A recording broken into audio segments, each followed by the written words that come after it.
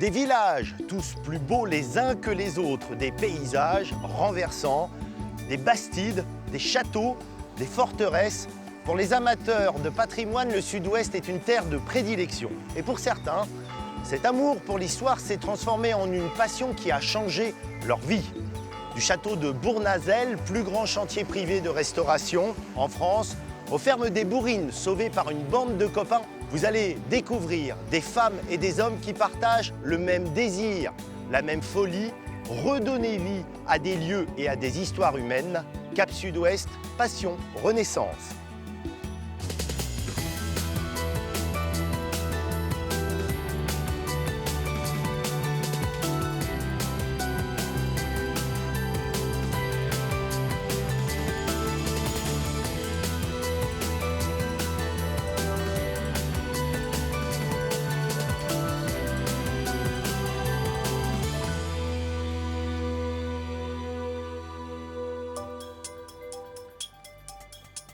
C'est un joyau méconnu de l'Aveyron, un peu à l'écart des itinéraires touristiques, à une trentaine de kilomètres de Rodez.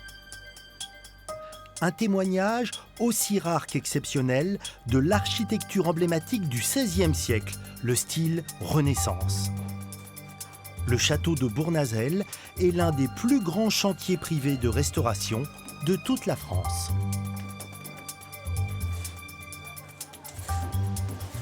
Tu m'emmènes à quelle hauteur à peu près là? Oh, on n'est pas si haut que ça, on doit être à 17 mètres à peu près.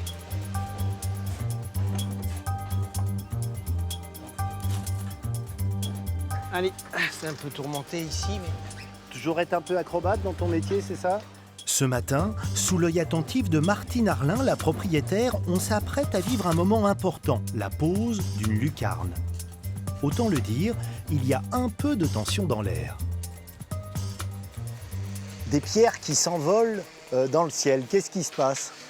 C'est un moment un petit peu émouvant parce que là, tu as des pierres qui ont passé 200-300 ans enfouies dans la terre, puis là, qui vont reprendre leur place, quoi. Tu te dis, bon, ben, il y a quand même quelque chose qui se passe, quoi. L'objectif là de l'opération, c'est de la poser exactement au bon endroit. Ouais, parce que et tu vois, ces traces qu'on a sur le côté, là, c'était pour couler la chaux. On va faire la même chose pour les fixer. Cette lucarne, elle n'est pas posée n'importe où. Tout en haut, c'est aussi un endroit fort du château. Ouais, les lucarnes, c'est toujours particulier parce que c'est un élément d'architecture, c'est une modénature blanche qui sort sur un toit de l'os de Corrèze comme ça. Donc il y a un contraste déjà dans la couleur et puis c'est un petit peu une cerise sur le gâteau, c'est la partie sommitale et c'est un regard de l'intérieur vers l'extérieur sur le jardin, quoi. En plus là, on a une vue sur la charpente qui est aussi en train d'être faite. On a l'impression de voir un peu les entrailles.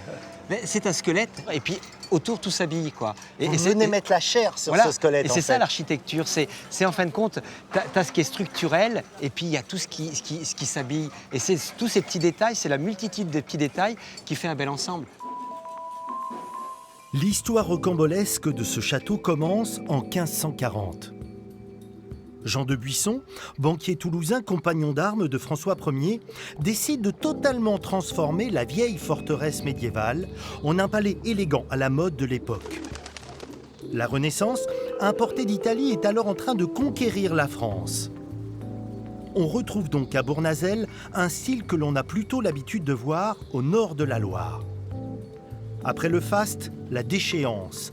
À la Révolution, le château est pillé puis incendié. Une partie de la toiture s'effondre. Bournazel est une ruine ouverte à tous les vents. Dans quel état était ce château de Bournazel la première fois où tu l'as découvert? Triste. La façade était en train de déverser, elle était complètement ajourée. Il n'y avait plus que la façade là? Il n'y avait plus que la façade, tu n'avais pas le bâtiment derrière, ces chapiteaux n'existaient plus, les clés étaient complètement fondues. On sentait vraiment quelque chose qui était à bout de souffle. Toi qui es tailleur de pierre, quel regard tu portes sur ces sculptures? Alors qu'on a un peu savant, on appelle ça des métopes, hein, c'est des bas-reliefs, mais beau travail. C'est d'une finesse exceptionnelle. Tu te dis, en 1545, cette finesse, c'était... Quand on voit regarde ce bœuf, là, le regard, cette tendresse qu'il a, il est presque sensuel, il a une délicatesse, mais tout est comme ça. On sent qu'il y avait une école italienne qui avait un savoir-faire. Il y avait des sculpteurs qui sont arrivés. En tout cas, ce sont des grands artistes, Ce c'est sont ça? des grands artistes, d'une finesse, d'une sensibilité extraordinaire. On le sent dans tout ça, regarde un petit peu. Le Regarde. visage qui est en train de sortir de la pierre Voilà. comme... Regarde cette barbe là autour, regarde ces yeux qui regardent vers le haut. On a une finesse incroyable. En tout cas, style Renaissance, c'est évident. Il y a beaucoup de références à la période antique, hein. On imagine que voilà. le taureau, il est un peu déifié, là. Bien sûr. Et regarde comme c'est souligné au niveau des pattes. Tu vois, autour, il y a juste un petit filin. Ça a été taillé, ça a été sculpté juste sur le bas. Ces petits 5 mm qui font le pourtour donnent l'impression de détacher un petit peu le taureau. Il sort de son caillou parce qu'il est juste souligné comme ça. C'est pas pour rien que toutes ces sculptures sont là. C'est-à-dire que le maître des lieux, il voulait montrer qui il était. Il y avait cette renaissance, c'était ce savoir-vivre, ce savoir-être et cette finesse. On venait dans le raffinement. Et là, ça y est, on arrive dans quelque chose où on affiche ce raffinement. On met la lumière à l'intérieur, on met la lumière à l'extérieur, on met la sculpture. On sort du côté médiéval, on donne toute une finesse aux choses. Après plus de 10 ans de travaux et l'intervention d'une quinzaine de corps de métier, les résultats sont impressionnants. C'est une belle voûte là aussi. Et là, on a fait ces marmorinos, tu vois, ces stucs. Quand tu touches, poudre de marbre, chaud et talc, comme à Venise. J'ai appris ces pièces.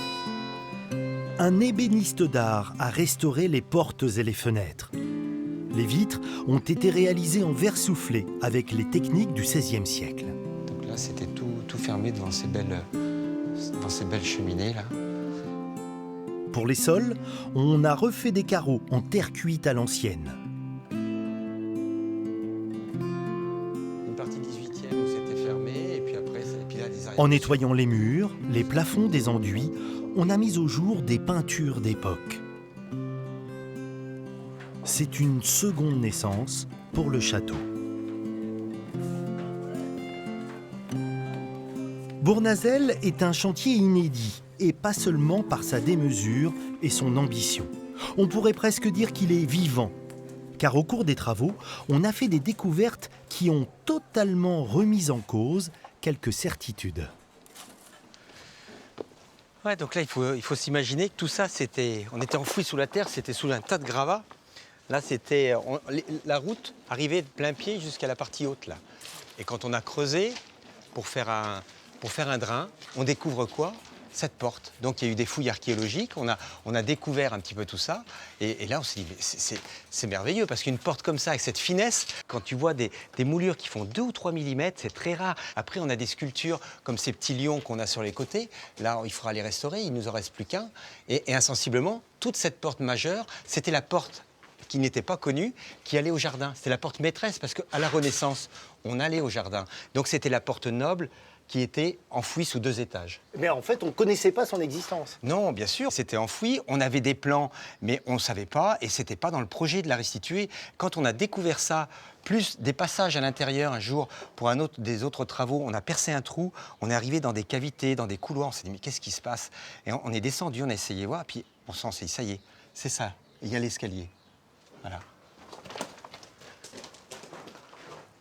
La découverte de cette porte, elle a changé quelque chose sur le chantier? Ah ben, elle a tout changé, parce qu'on ne pouvait pas découvrir une porte sans l'amener quelque part, donc sans l'amener à l'aboutissement d'un escalier. Un escalier Renaissance de cette importance au sud de la Loire, franchement, t'en as déjà vu?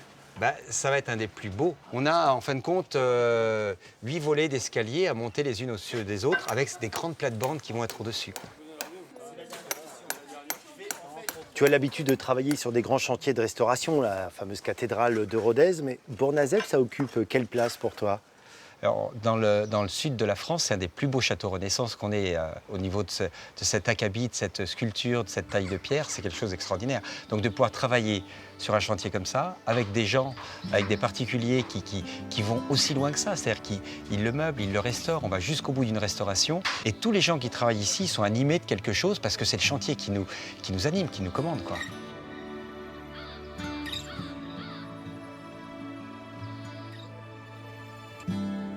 Nous prenons maintenant la direction des Bourrines, à côté de l'Essac, pour découvrir une autre histoire de restauration partagée par une bande de copains.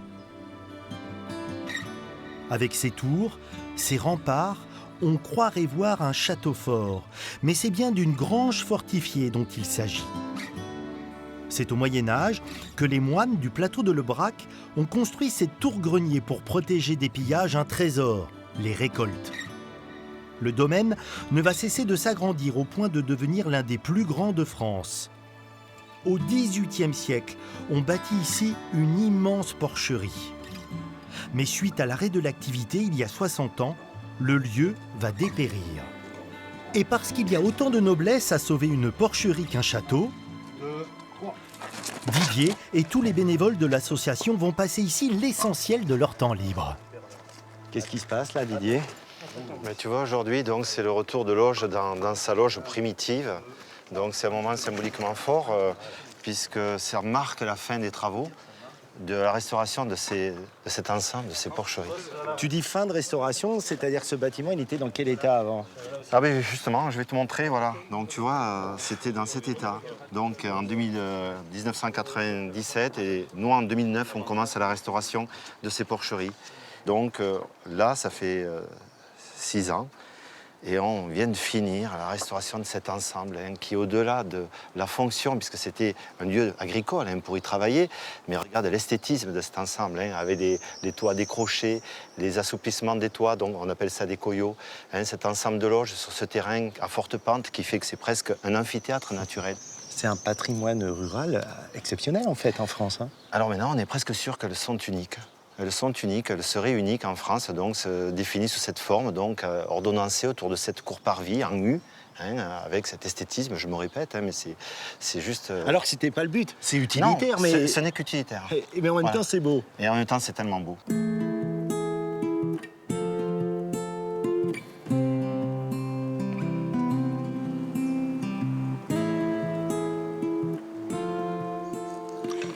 Mais ça travaille de partout, Christine. Qu'est-ce qui se passe ici? Alors, ça se salit tout le temps, on a toujours du nettoyage à faire. Et comme c'est un lieu de visite, ici, on souhaite que ce soit toujours impeccable. Et là-bas? Et alors là-bas, c'est le mur du trapèze, que nous appelons le mur du trapèze de la gestion des eaux d'écoulement des bourrines. C'est un nom très long, très compliqué, mais qui explique bien ce qu'est la gestion de l'eau ici. C'est quelque chose de fabuleux.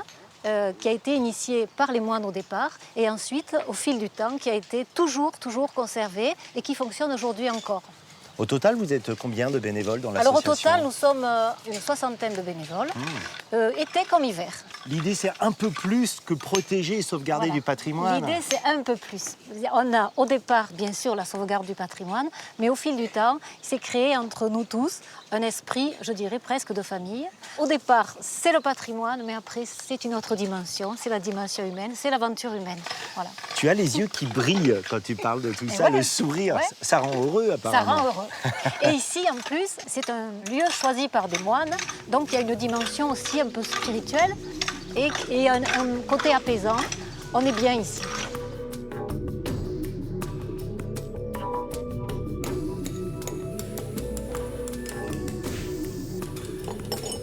Les vocations naissent souvent de belles rencontres, avec des personnes ou bien avec des lieux.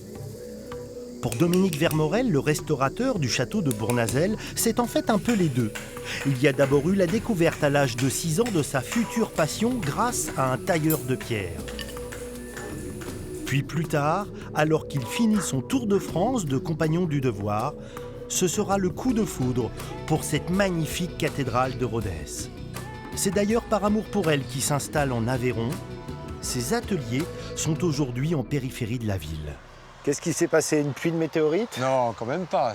Toutes ces pierres, elles nous racontent une histoire et on a plein de chantiers différents. Tu vois, par exemple, cette pierre, c'est la cathédrale de Rodez. On va s'en servir comme modèle. Et puis, on a plus de 650 pierres qui sont celles de Bournazel qu'on a trouvées. Toutes celles qu'on a ici, sur le côté, c'est toutes les pierres pour Bournazel. Mais pourquoi vous ramenez toutes ces pierres ici à l'atelier? On a besoin de toutes les identifier, toutes ces pierres, parce qu'il faut les comprendre dans leur architecture. Donc, il y en a certaines qu'on va relever avec le scan 3D pour l'anastylose, et puis d'autres qui seront plus simples, qu'on va pouvoir identifier d'une certaine manière, quoi. Alors, tu as utilisé un mot que je ne connais pas, anastylose, qu'est-ce que c'est? L'anastylose, c'est la reconstitution d'après des vestiges qu'on a récupérés, qu'on a des vestiges anciens bien sûr, et pour reconstituer l'ensemble. Donc l'anastylose, c'est de scanner chaque pierre, de les reprendre pour les réintégrer. C'est un grand pulse, mais sauf Oui. que ce sont avec des vrais éléments. Voilà, la technique, que ce soit et du scan et de la machine, nous amène des choses, mais ne remplacera jamais la main de l'homme, le savoir, mais nous aide sur des choses bien précises.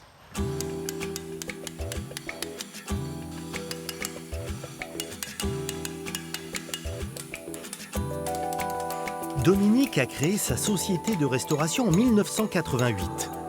Labellisée entreprise du patrimoine vivant, elle emploie aujourd'hui plus de 50 salariés, spécialisés dans la taille de pierre, la maçonnerie, la sculpture. Bonjour Karl. Bonjour. Je te dérange dans un travail d'une extrême précision. Qu'est-ce que tu es en train de faire? Un chapiteau composite, c'est pour le château de Bournazel, pour la façade.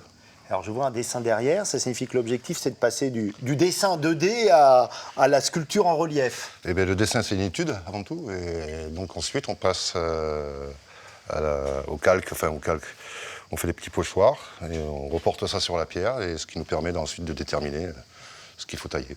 Alors je te laisse travailler parce que voilà, j'ai vu que c'était très précis.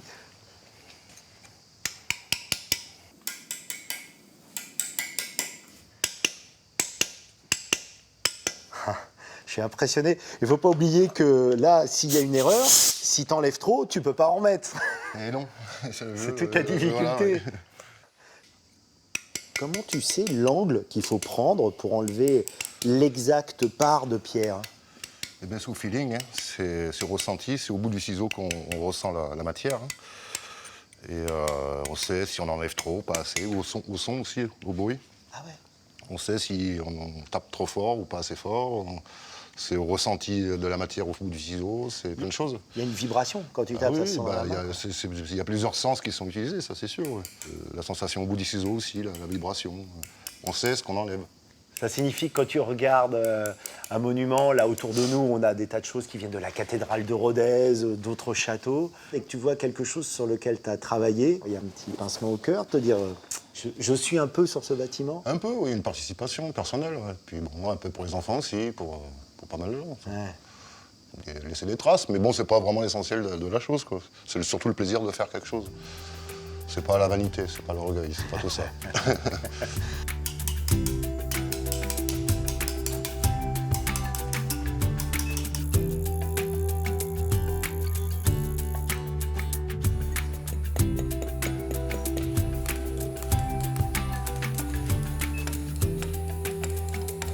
Voilà l'application concrète de l'anastylose, hein, parce que là on a les morceaux, le vestige ancien, donc on l'a déjà retrouvé. Combien de morceaux, Johan, on a remonté là? 3 morceaux. 3 morceaux là, hein. Donc, qui étaient complètement à des endroits différents, mais ce petit morceau-là, celui-ci et celui-ci, donc c'est déjà les réintégrer ensemble, on les a déjà remariés, recollés ensemble. Après, on a scanné la contre-dépouille, c'est-à-dire, tu vois, tout ce négatif-là, et donc la machine nous a taillé cette contre-dépouille-là, et là, on va avoir l'action maintenant de coller l'élément là. On colle par points pour que la migration puisse continuer à se faire, parce que c'est vrai qu'on a une pierre là qui a plus de 400 ans, tu as une pierre ancienne, puis là tu as une pierre contemporaine, donc il faut aussi que la greffe prenne, il faut qu'il y ait quelque chose quelque part. C'est presque aussi donc c'est des points de colle qui vont faire que la migration va continuer. C'est l'élément qui va venir se poser sur la lucarne qu'on a vue tout à l'heure. C'est la coquille et c'est la partie sommitale, et c'est vrai que ça va être la pierre qu'on va probablement poser demain, puisque là il va y avoir une journée pour que la colle puisse tirer, bien prendre. On va aussi calmer un petit peu tout ce côté patchwork qu'on a pour le moment, on va l'harmoniser un petit peu. Il faut qu'il y ait une petite cicatrice qui nous dise là, moi j'ai 400 ans, toi t'es toute neuve. Hein, il faut qu'il y ait un petit rapport comme ça. Il y a toutes ces technologies, mais ce qu'on sent, c'est l'importance du regard de l'homme, du travail de la main. L'imperfection qu'on a dans la main de l'homme, c'est cette subtilité-là, c'est cette finesse-là, et chaque pierre est unique. Chaque pierre, si on fait faire... Y compris dans son imperfection. Ah oui, c'est l'imperfection qui fait le côté unique.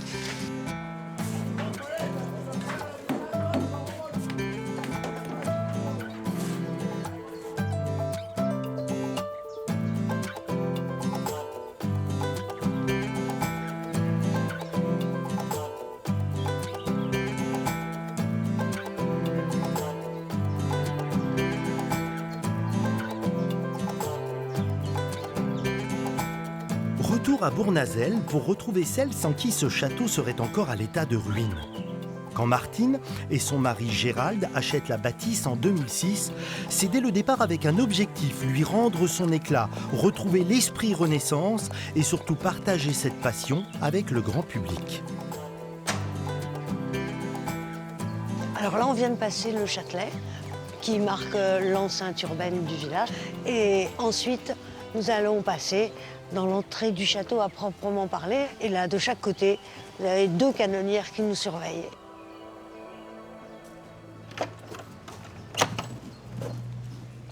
C'est ici qu'on entrepose toutes sortes d'objets. Alors des plus précieux aux objets utilitaires, les lustres en bronze. Et par exemple, ce tableau assez exceptionnel, daté de 1528, où on a ici, on reconnaît très bien Luther, parce qu'on connaît beaucoup de portraits de Luther. Vous reconnaissez, parce qu'il faut le connaître quand même. Et il y a des sens un petit peu cachés, un petit peu étonnants, parce que vous avez donc Judas qui est là. On a ici le carrelage qui continue, mais au lieu de s'interrompre, parce qu'il passe sous le pied de Judas, il passe par-dessus, comme s'il était emprisonné par le sol. Et compte tenu de la qualité de la peinture, ça n'est pas une erreur du peintre, c'est comme s'il attachait Judas. Il l'emprisonne dans la peinture. L'attention que vous portez à l'intérieur, il est au moins aussi important que celui porté à l'extérieur? On essaye d'écouter les maîtres de la Renaissance et de faire une œuvre totale, extérieure, intérieure. Et on essaye de faire que ce soit vivant. Et c'est l'occasion pour les visiteurs de découvrir la peinture de l'époque. Tous les objets sont là? Ah non, j'ai encore une salle à côté. Vous avez des trésors partout, c'est ça? On va découvrir Sainte Dorothée. Très grand tableau, là. Avec la thématique des pommes et des roses, cette très jolie femme ne peut être exposée que face au jardin. C'est-à-dire que vous savez déjà où vous allez mettre ce tableau? Absolument, entre les 2 petits lions. Parce que quand on a un grand tableau comme ça, il faut un beau mur. Et donc là, ça va rappeler à la fois le verger avec les pommes et les roses qui rappellent le jardin. Dans les parties terminées, il y a déjà des tableaux qui sont présentés et il y a là aussi quelques petits trésors.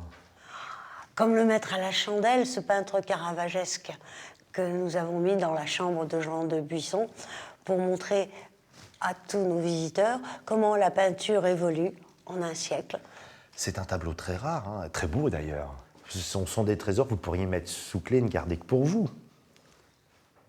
Ce qu'il y a de bien avec le savoir, c'est que quand on le partage, on ne perd pas son savoir. On est encore plus riche à la fin. Martine est le chef d'orchestre de cet immense chantier. Elle donne la tonalité, le tempo. C'est un puits de science incollable sur l'histoire de l'art. Elle s'est beaucoup investie pour retrouver dans un champ à l'abandon où broutaient les vaches les vestiges d'un jardin représentatif de l'univers artistique et intellectuel du XVIe siècle. C'était quand même un sacré défi de recréer ce jardin. Effectivement, le défi a été relevé par un architecte qui a dessiné le jardin pour nous, Thierry Verdier. C'était pas un jardinier? Ça n'était pas un jardinier. Il est parti du module de composition du château. Et à partir de ce même module, il a fait un dessin de jardin. Et il a placé un bassin central. Et les archéologues sont venus et n'ont pas eu à tout à fouiller. Mais il avait fait un calcul exact à 20 cm près. Donc le bassin a été identifié très rapidement. Et donc on est vraiment au milieu du XVIe siècle avec le jardin construit par un architecte.